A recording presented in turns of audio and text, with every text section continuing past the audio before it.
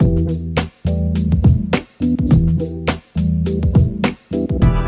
everyone, welcome to another episode of Growth Leap. I'm your host, Michel Gagnon. We talk to pretty awesome business builders who are designing disruptive and meaningful companies. In today's episode, we talk to a serial entrepreneur who's launched 6 startups and went through quite a few successful exits. Joseph Fung is founder and CEO of Kiite, a sales enablement software, and also of Uvaro, an online tech sales training program. He has lots of experience and shares a ton of advice on how to gain traction, how to develop the right startup culture, and the revolution that's happening right now in sales. Enjoy. Hi, Joseph. Welcome to the show. We're really happy to have you with us. How are you today? Thank you, Michel. It's my pleasure to be here. I'm doing very well. So, Joseph, I think it's fair to describe you as a serial entrepreneur. You've founded something like 6 startups with a few successful exits. Currently, you're the founder and CEO of Kiite, a platform designed to support sales teams. Can you tell us a bit about how it works and what is Kiite? Sure. So Kiite's a sales enablement platform. And the idea is, instead of giving your sales team manuals and videos to memorize, what if you could give them a cheat sheet that updates itself? And that's what Kiite does. We make it really easy to pull together your documents, your resources, the tribal stories and the anecdotes that make a sales rep really effective. And we give it to them in a single pane of glass, a cheat sheet that helps guide them through their selling motions. And the part that's most exciting is that those reps can personalize it themselves. And so your newest reps can learn from the cheat sheets of your most experienced reps. And it's really quite powerful. Since you've launched quite a few startups, I'm really interested in how you actually came up with the ideas. You know, entrepreneurs often make the mistakes of creating a solutions and then they end up having a solution looking for a problem. Since you've done the exercise quite a few times, how did you come up with your ideas? It's interesting. If you look at the companies that I've started and I've run, it looks like there's quite a variety.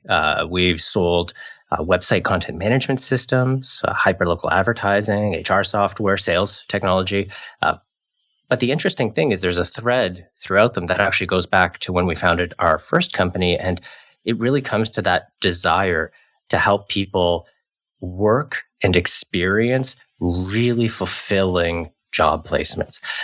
Our first company founded it while I was a student at the University of Waterloo. On one of my co-op jobs, I had a really impactful experience at the co-op experience and realized I wanted to build a company that gave people a more fulfilling place to work. That thread carried through to Tribe all the way through, where we realized, let's actually try to do this by making HR software. And when we founded Kiite, it was from that same innate desire. How do you help people do great work? And we started by building a knowledge assistant. And it was actually our customers that helped us focus on the sales department specifically. So yeah, a lot of it comes from building workplaces and tools that help people do their best work. And with Kiite, you just mentioned that, you know, your customer ended up helping you maybe focus on the sales department. How do you actually work with product development?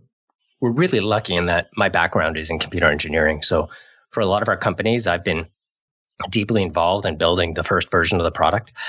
One of my co-founders at Kiite, Derek, he's actually been a friend since high school, and we've worked together at each of the ventures that we've run, and he leads our engineering organization. And so the amount of trust and alignment that we have makes it really easy for us to, collect the wild ideas from our customers, quickly prototype them, and then prove that they're scalable. And how many people do you have on your team at the moment? So right now, between Kiite and the Uvaro program, we're sitting just under 20 people. Okay. And talking about Uvaro, I guess you were not busy enough, so you said let's launch something else. You recently launched, I think it was the beginning of this year, a new Uvaro sales training program with something like 800 applicants. What is that new venture? Yeah, you're right about not being busy enough. It's funny. My wife jokes that some people drunk text and I tend to drunk startup, and we have too many of them. Uvaro is really fun. What we realized with Kiite was that all of our customers, all of them were using Kiite to enable their sales team.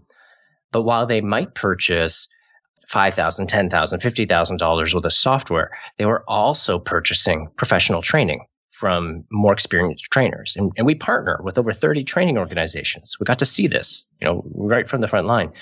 And as we talk to our customers to better understand, what was the reason behind this? Clearly, it's not just a tool you need. There's some services and skills development.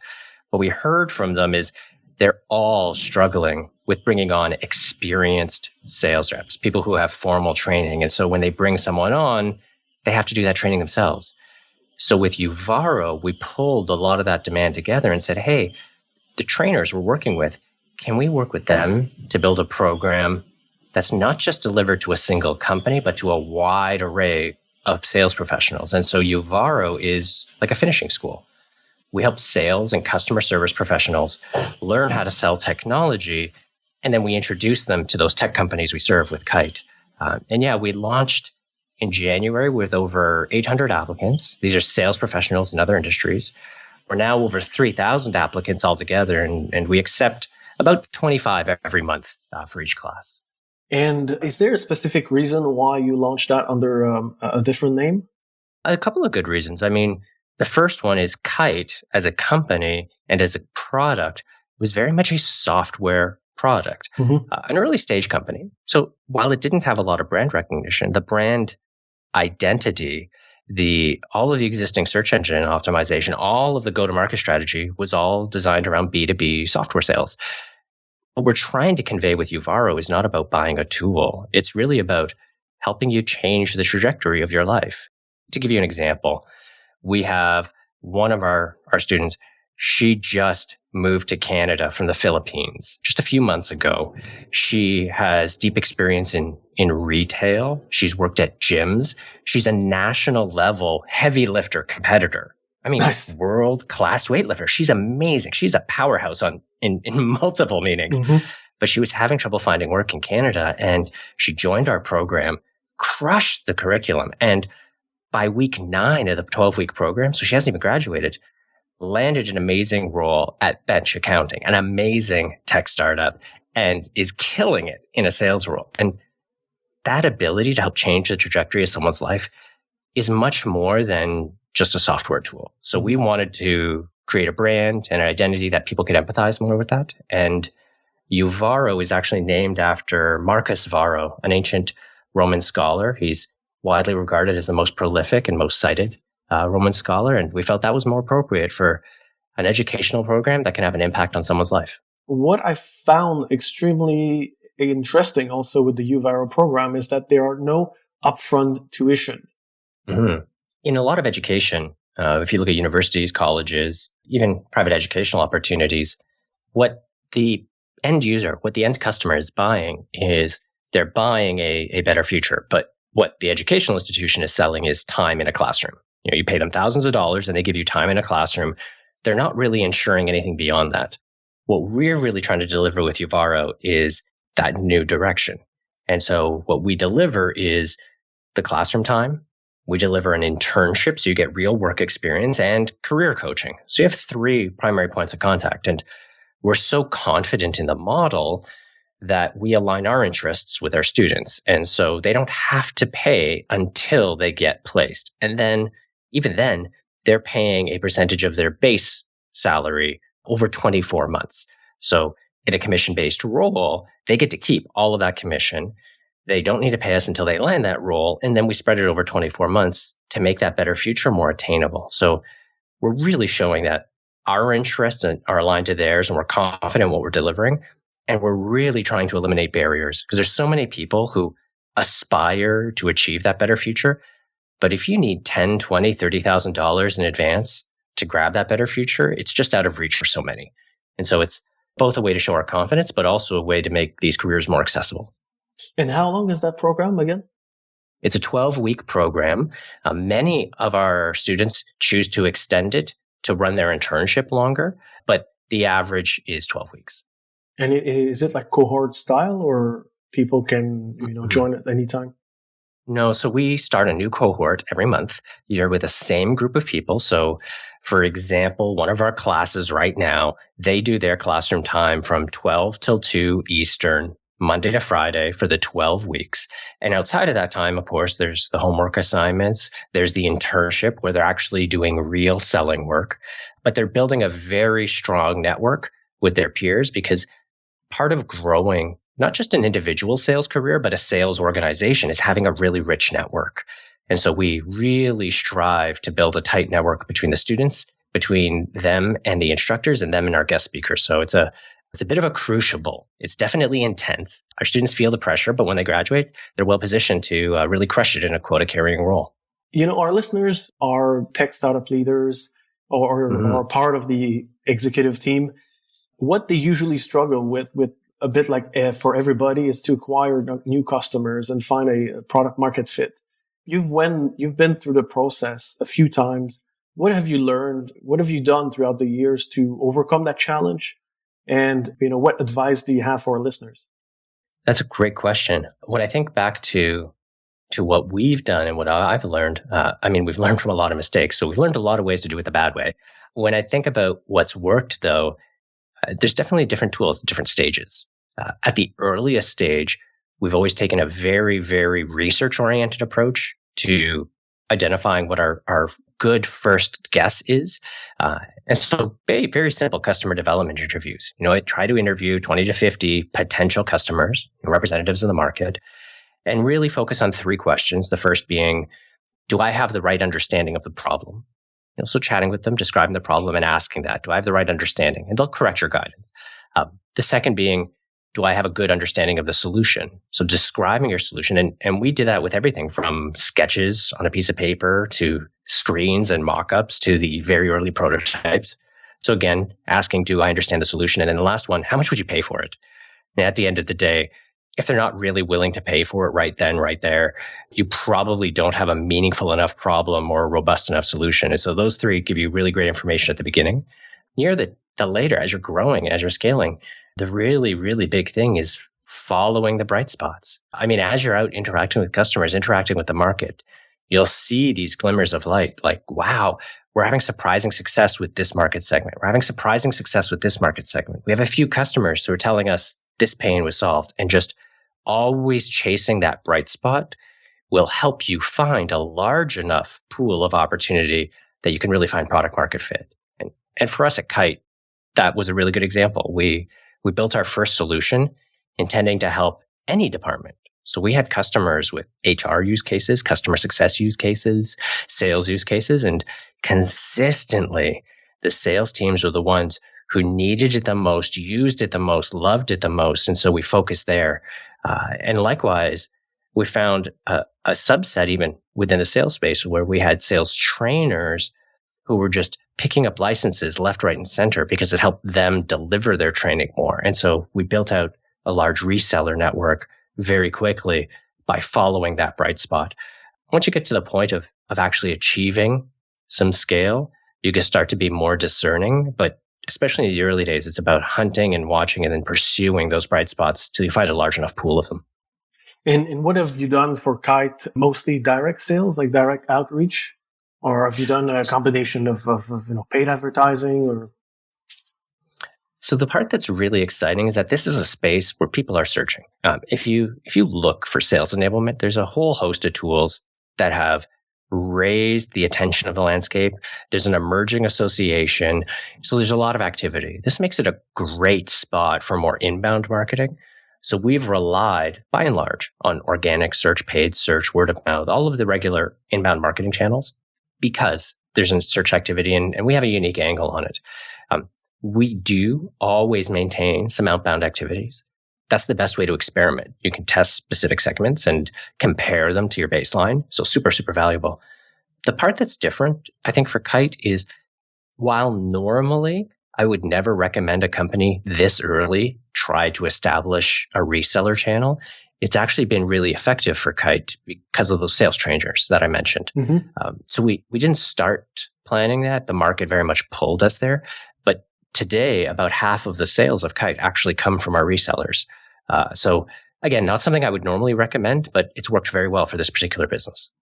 And there is, you mentioned that there's, it's kind of an emerging field, and there's a lot of new tools, to help people sell, to automate outreach. And to be honest, people are a bit submerged with in-mails, cold mails, and requests for connections all over the place. Since you've been in the business for a while, and since you're specifically focused on sales, what do you feel has changed in B2B sales over the past few years, and what do people need to be successful? Yeah, we're in an interesting, we're right in the middle of for lack of a better word, a generational change. So if we think back, the last time there was a major change really was with the adoption of the advent of CRMs. Mm-hmm. So that idea of, as a customer, when I interact with a company, they have a complete picture of me. They've got that 360 view. Yeah. It profoundly changed the way people sell and the way we interact with businesses.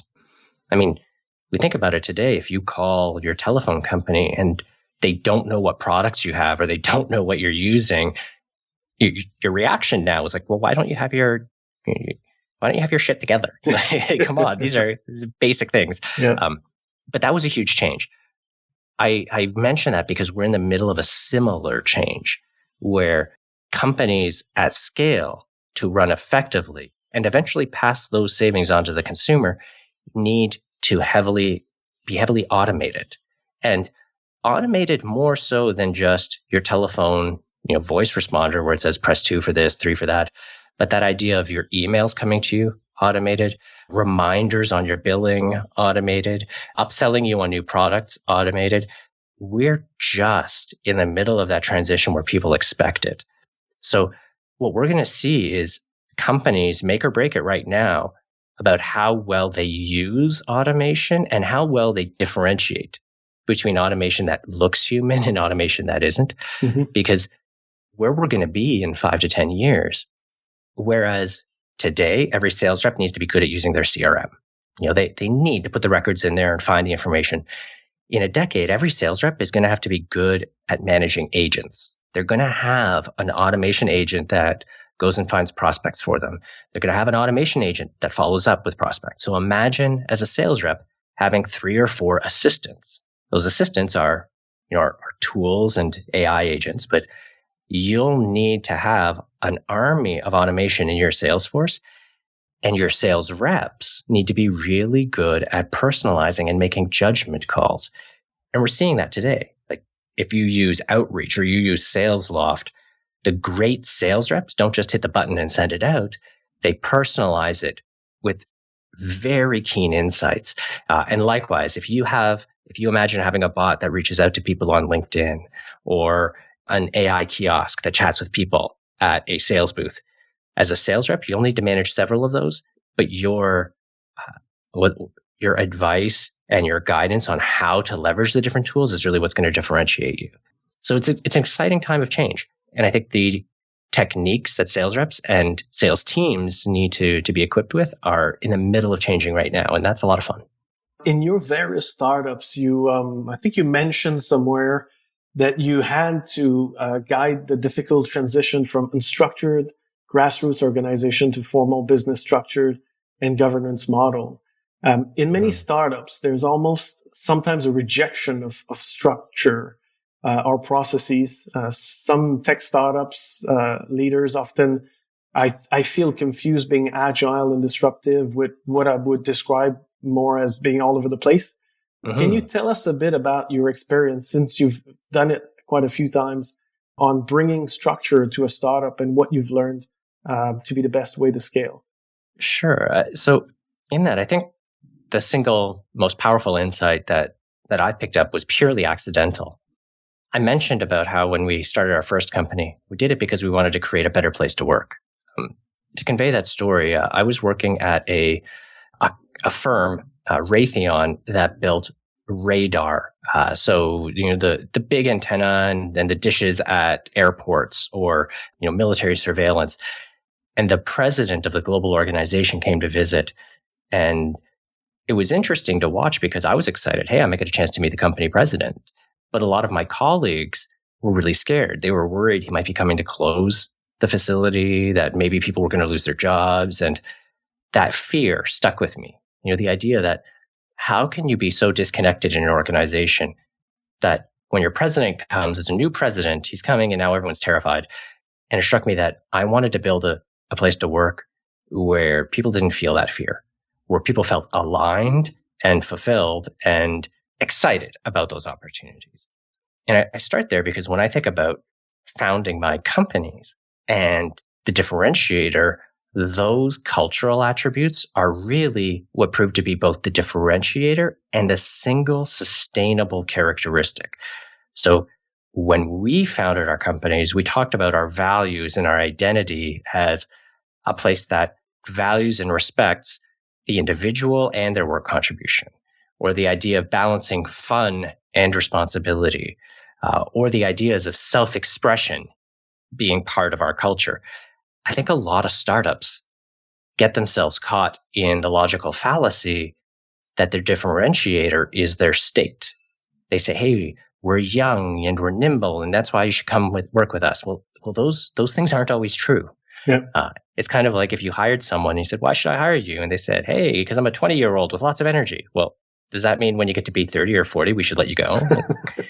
It's funny because we make that trap. We say, hey, we're the David fighting Goliath. We're the up and comer, the new hotness and the old busted. But if you identify your transient characteristics as your differentiator, then at some point you inevitably get to a point and say, oh crap, these aren't true anymore. And your people are going to recognize it first. And that's a crisis of leadership because now you're no longer doing what you're saying from the top. So I always encourage startups as early as possible. Write down explicitly, like with your early team, write down what you stand for. What are the things that are important to you? What are your values? And avoid the things that might not always be true, like size or business model or like product type. So to give you an idea, for us at Kiite, we talk about our 4 values. We talk about push, so pushing ourselves and each other to do better. We talk about diversity and solidarity, unique opinions, but pulling in the same direction. We talk about fun and responsibility. So a good example is we want to kick off on a Friday afternoon and have a relaxing time. But if that's the end of quarter for our customers and their sales teams, we can't just do that because we've got to support them. And then we talk about truth and empathy. So the idea of it's a lot easier to empathize with people and to be empathized with if you're being completely honest about your own reaction. And none of those talk about being small or being a startup or an agile business process or cloud only. These are about the values. And so by documenting that early, it's a lot easier to survive through those different stages and to say, hey, when we're at 10 people, when we're at 100, when we're at 1,000, how do we live those values? And then your people don't feel like you're lying or misrepresenting. It's just a new way to deliver the same value as your company grows. And I actually have a follow-up questions on this because, you've talked about documenting the values early on. Mm-hmm. Very frequently what happens in startups or in bigger corporations is that values are just that, a document. And a lot of employees will feel like there's a disconnect between the document and what they experience in the day-to-day. So how do you actually make sure that, you're living those values? Yeah. So I think a lot of people get stuck. And again, I'm the beneficiary of some very dumb luck. So that's what all successful people say, right? I've been lucky. It's very true. And I think if we fall into the trap of saying it's because we're brilliant, that's when we really get into trouble. But I'm lucky that so one of our co-founders and one of Tribe's earliest employees is actually my sister Donna, and she studied archaeology in university.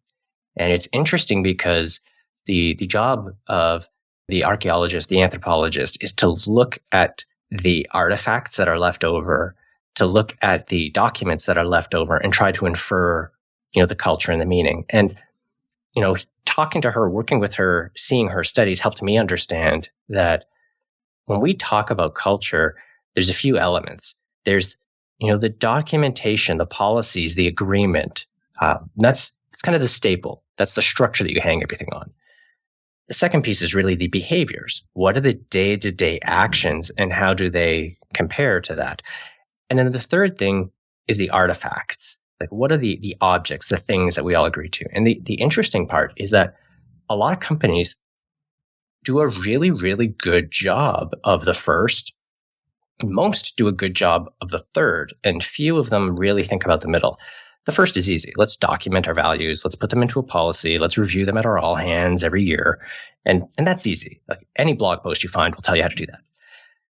Thinking about the artifacts, a lot of companies start to think about that. Not everybody gets it, but they do. They say the swag we give out, things like, hey, our values are kind of customer first. And so we have customer appreciation days, like those artifacts. Mm-hmm. Or we believe in fun and play. And so we give out plushies and balls, and we have ping pong at the office because we think those things represent our values.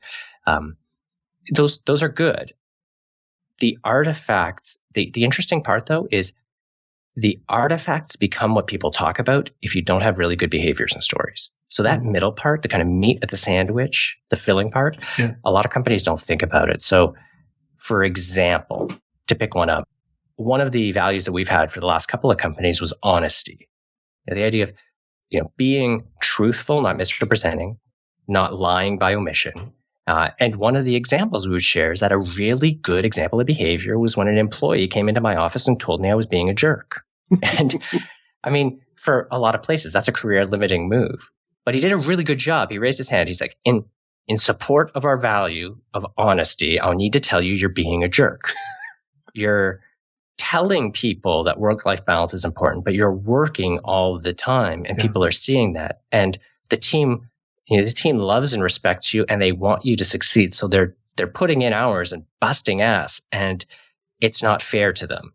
So, Joseph, if you want to do that, go work somewhere else, but let the team see that you're leaving. And it was frustrating because it was a difficult time, and I really wanted the company to succeed. So I was putting in a ton of time, but the employee being honest and then me being comfortable sharing that story with the company demonstrated that we're living that. And now the team talks about that story as opposed to the t-shirts with honesty on them. So you need to have the behaviors, and you have to enshrine those behaviors in the stories. And so we deliberately try to capture the stories that exhibit those behaviors, those values. And we're really clear. We tell the team, you won't get fired. You won't lose your job. You won't be penalized for living the values. So yeah, we have all these policies. We have all these documents. But if you're ever in doubt, you're ever unsure what to do, go to the values. And here's some of the stories that people lived and breathed by. And it's amazingly self-fulfilling because once you have those stories, your people tell those stories. As opposed to talking about free lunch or ping pong, they talk about those stories. When they're interviewing people, they don't talk about the swag or the nice monitors. They talk about the stories. When they go home with their families, they talk about the stories. And those things are just so powerful that they make your culture more scalable, sustainable, and help you get through those hurdles as you grow. And just to be clear, when you talk about those stories, you mean examples of, someone somewhere who actually demonstrated the right behaviors? 100%. How they live and breathe those values. And is that something that you would, that you share, at the all hands or in an internal blog or internal communication? Yeah. So, I mean, one of the things we did, we believe this so strongly, it's part of the way we built Tribe HR. So Tribe was the first HR system out there anywhere that let you actually put your company values into the HR system. And now every time an employee documented a goal, a piece of recognition, a note, a new job posting, it automatically pulled in those values. So, hey, there's a lot of places you could put recognition or say, Michelle, you finished a goal. Tribe was the first one where you could say, hey, Michelle, great job in this presentation. You really demonstrated customer success or truth or honesty. So we actually built software to do it. But what we actually do is we make sure that when we share recognition, we're sure to align that with the values. I cherry pick some of the most meaningful recognition to share in our monthly all hands, and we put it up on our slides on the screen. And as a company grows, I deputize the frontline managers and the employees and ask them to send me the most meaningful recognition. So it's not just me identifying it, because I'll miss the key pieces. Yeah. But yes, making sure you have a system to spread it. So whether that's your HRIS or Slack or something else, and then making sure you have a way to capture it so that your leadership is seeing the examples, because leadership only sees a small portion. It's the frontline managers and employees who see the most of it. So you have to have a way for it to trickle up as well. And well, that's really interesting. But also, when you've talked about a system or structure, what I see a lot, and what I've experienced myself in when you run a business, is that very frequently you have a long list of to-dos, and many startup leaders manage a to-do list instead of managing a business. Mm-hmm. And it can be, when you're sucked into the day-to-day, it can be tough sometimes to step back and work on the business. So what are the key processes, structures, or tools that you have consistently used that, you feel are key for you to scale a business, to move from you working on your idea in your garage to a 10 to 20 people business? Yeah. So I think that's such a good question. It's one I ask myself a lot because I don't know if I've got the right balance. So it's a work in progress. It is. It really is. And I think I'm getting better. I mean, actually asking my team is probably a better sign for that. But I'm happy to share how I think about it right now. Mm-hmm. I tend to think about my role and my responsibilities as having kind of two conflicting mandates. One is, what do I choose to kind of push to others? What do I choose to delegate? And then what do I choose to kind of protect and hold on to fiercely? And very often these things are in conflict. In terms of the pushing, the delegating, the really big thing is pushing down that trust and that responsibility for decision making. There's a fantastic analogy from Peter Drucker about how a manager, a leader's responsibility is to kind of confirm, to validate the decisions his team is making. Mm-hmm. So I think a lot about, how do we accomplish our business goals? Like, hey, we're launching this B2C product. Our team has deep B2B experience. What's our B2C marketing and lead gen strategy? Well, that comes from our marketing team, not from me. So my job is to help them understand the direction, set clear goals, let them come with the recommendation, the strategy, the plan, and to endorse it and support them. And bringing on people who could do that better than I, that's the best way to grow the company. On the flip side, when I think about what do I hold on to and what I hold dear, making sure that we're consistent in our culture so that as we scale, we're delivering consistently on our promises. That's something that I need to hold on and be responsible for. Because if I actually want to give my team the safety net of saying, you won't be fired for following the values, for following kind of those key principles, I need to make sure that if something happens, it can roll all the way up to my desk and I can support it. So I think long and hard about what are the ways that we recognize people? What are the ways that we share culture? If we ever feel conflicted, like, hey, engineering needs to develop some set of habits and sales needs to deliver another, how do we reconcile those and still say we have a consistent culture? Those decisions and those calls, they ultimately need to sit on my desk, because ultimately, if I'm responsible and accountable for that culture, I also need to be able to influence it. And so one really good example, this is a cautionary tale from another CEO that I keep in the back of my head, learning from other people's mistakes. Let's look at it that way. He was referred a fantastic candidate. It was somebody that we thought was absolutely awesome. It was actually one of my co-founders who recommended the candidate to him. And this candidate was amazing, but didn't fit the mold for what they were normally hiring for. She had a different background, incredibly intelligent, incredibly accomplished, and we knew she'd crush it in their culture. Like, she'd just be so successful. We introduced her to the CEO, who said, this is great, loved chatting with you, and then handed her off to their recruiting organization. And the recruiting organization was following the letter of the process and comparing background and requirements and functionality, and ended up rejecting her from the candidate pool. Even though culturally, values, opportunity-wise would have been a great fit. She didn't fit the letter of the job description. Now, it worked out for us. In about a year later, Kiite was up off the ground. We ended up hiring her. So, I mean, I'm not complaining about the situation.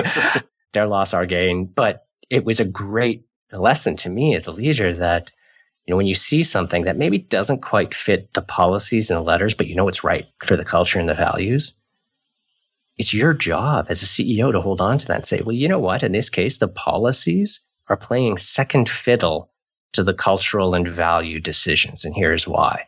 And you need to own that. You can't just delegate and hope others will, because we're conditioned in the workplace to adhere just to the policies.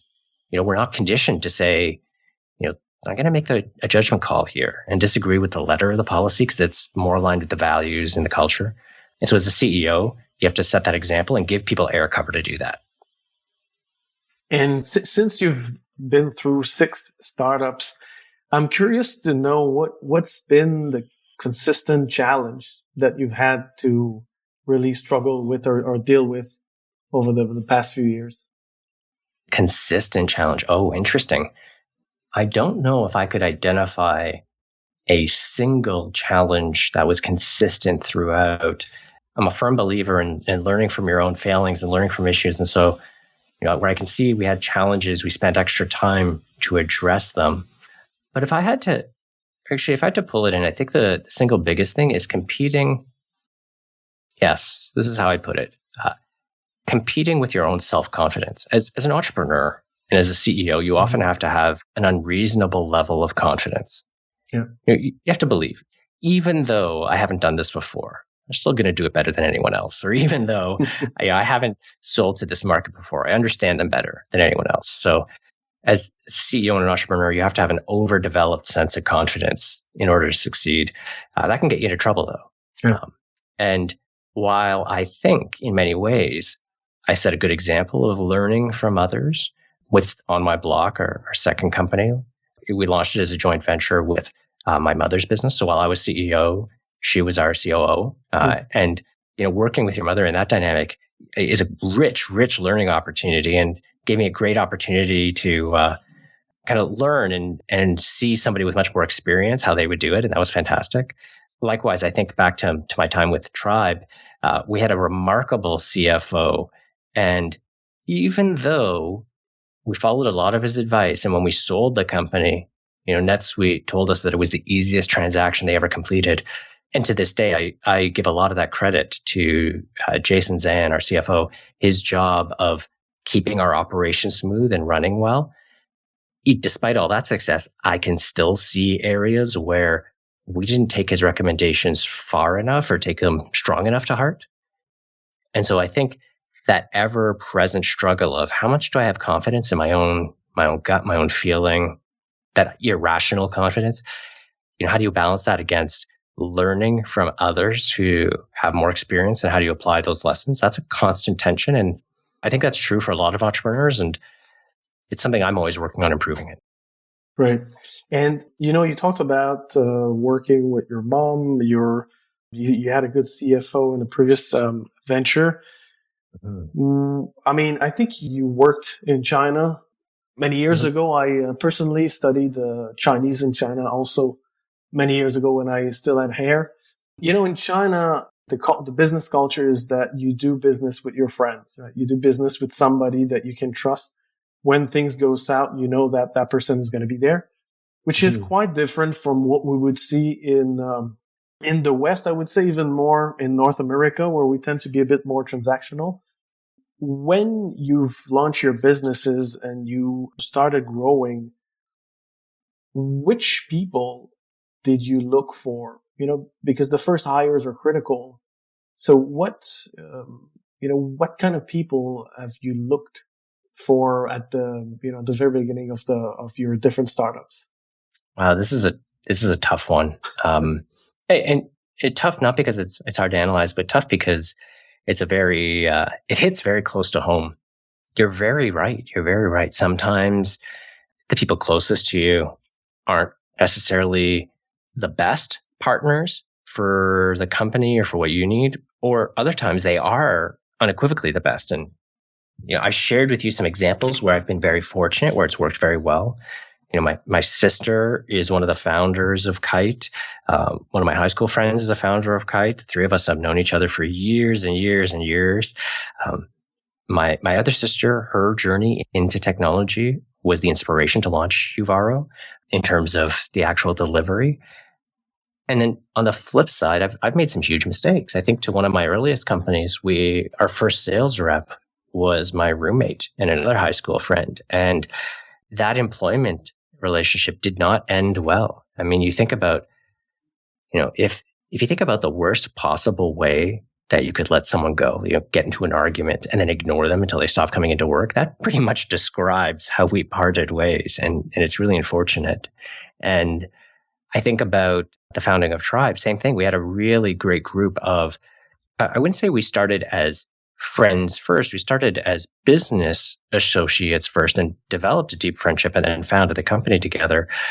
But the combination of, where we were each in our life, where we wanted to take the company, where our different kind of skill sets and focuses were, meant that we ended up parting ways. And it's really, really tough. If I had to look back at it, the way I go into it now and the way I think about it now is what you get with kind of friends and family is a huge amount of alignment, a huge amount of understanding. So you can have very effective, high bandwidth communications very effectively. Our team talks about it. Sometimes Donna and Joseph have a bit of family speak, a couple of words and we're on the same page. Same thing, Derek and I, he's our head of engineering. We've worked together so long. We can have what appears to be an argument, but it was really a quick dissection of an idea. And we can have that because of all the history. You get that. On the flip side, what you can also get is a set of assumptions. People bring preconceived notions of where each other are and what their skill sets are, and that can cloud the judgment. And everybody says they're comfortable with the idea of a hard conversation. Like, what if this doesn't work and we need to break up in the company? It's like you ask a CEO, would you be okay being fired? And everyone goes, yeah, eventually we'll hire someone who's better than I. But very few people have actually had to go through that and actually had to say, I'm going to, here's how I'm going to handle the situation. And so the reality is, if somebody has gone through that, that there's some experience there and they can be a little bit more self-aware. But if they haven't gone through it, you have to be exceptionally careful. So as an example of that, my co-founder, Donna, is the youngest of the three siblings. I'm the oldest. We have a middle sister. She works with us now as we launched Uvaro. That was part of her journey. And she is such an inspiration. But she has not worked in this structure. And so while her role would normally be reporting directly to Donna, one of the things that we pay attention to is to give her some good air cover, to make sure she has a leader that's always just championing her, and to make sure she's got a good sounding board. We've kept her reporting to our VP of marketing so that she has a champion who's not just a family member, because she hasn't yet had that opportunity to look at that work and family relationship. And so we're putting in some extra boundaries. And as a team, we talk about it very openly. We'll say, hey, this is a dynamic. Donna and I have had this experience. We know we can navigate it. Derek and I have, so we know we can navigate it. Sheila hasn't. So we're going to put these extra systems in place to make sure everything is copacetic and everything goes smoothly. And we're very open with the team about it and with Sheila, because if we're not giving it a lot of attention, if we're taking shortcuts and just assume it'll work, that's doing her a disservice and doing the company a disservice. And it would be tragic to lose that kind of relationship just because of a short-term work arrangement. So yeah, it's a tough one. I don't have a more glib or succinct answer. That's definitely a challenge. I know it's, a lot of founders would like to have a black and white type of answer to that question, but it depends on your own strengths and weaknesses, depends on your preferences, depends on the people around, and depends on the business. So I know it's a tricky one, but the question is really, your second, third hires have a lot more impact on the business than the, number 50 or 51. Mm-hmm. That's why, people sometimes are so cautious or so stressed about, making sure that they make the right decision. And, you've been through the process 6 times. When you start the first time, you're let's say your self-confidence in hiring may not be as high. So I understand it's a tough one. If I can, here's one more twist on it that might help. I think a lot of people, they attach two ideas together when they don't have to be. The idea of early participation and that influence, the idea of being a founder or being part of the early team, and the idea of management and responsibilities. And like a lot of people assume that, hey, your first engineering hire, they're going to be your CTO, right? Like they say that. And then they do that accidentally. They give the founder the CTO title. Although that person is a friend, maybe they don't scale well enough. Being really honest in the early days that, there's some roles that'll just exist because of the person or the organization. And then there's others where we need to validate it and be sure.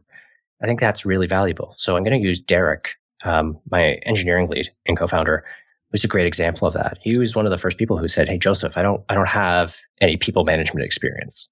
Something I want to grow into, something I want to develop, and I think I'll be good at it, but I don't have any experience, and I'm terrified at screwing it up. I don't want our people to suffer because I don't have those skills." And so when we first launched Kiite, his title was senior software engineer. And then we gave him a management title and put a couple of people under him. And as we grew the team, we did so judiciously to make sure he was confident, that the team had confidence, and that he could really excel. And yes, he had huge influence from day one, even without the title. And today he's our VP of engineering. But we took our time to do that to make sure he had confidence and the team had confidence, even though no one would have argued if we gave him that title day one. We wanted to make sure we weren't shortcutting the process, because again, that wouldn't be fair to him or to the team. So, I don't think you have to couple the idea of titling and earliness in the company. There's a couple of different ways to slice that. So I guess that's the one perhaps glib piece of advice I can give. Quite useful. Yeah. Joseph, I don't want to take too much of your time, but I'm interested in what's next, or for Uvaro and Kiite in the next, let's say, 12 to 18 months. Well, Uvaro is in this interesting state where it's very nascent. I mean, we launched the program publicly. We opened up our first class in January and our first public class in February. I mean, we haven't even had a website for 6 months. So it's this really fun early stage, but we're in an environment where everyone is working from home. A lot of people are between jobs. They're looking at what to do next. So the Uvaro value proposition is really resonating, and we've been able to help a lot more people than we'd anticipated. So over the next 12 to 15 months, I expect that to just simply accelerate. Our graduates they're generating these inspiring stories every day, and I've never felt more fulfilled. So, riding that and growing that with the existing team and our existing investors is on the kind of immediate term horizon. But we already see demand for additional tiers of training, sales leadership, more junior, sales development skills, as well as increasing our geographic scope. So I expect over the next 12, 18 months, we're going to see some very rapid growth from Uvaro, from our offerings, and we're going to see more of our grads doing amazing things at amazing companies. So super pumped about it. Thank you so much, Joseph, for your time. You've been quite generous. I really appreciate. What is the best place for our audience to follow you? Is it LinkedIn, Twitter? People can always reach out to me on LinkedIn or Twitter. I'm at Joseph Fung on both platforms. And if anybody wants to get in touch, they can best hit me via email at joseph@uvaro.com. That's UVARO.com. Great. Thanks a lot, Joseph. We'll chat soon.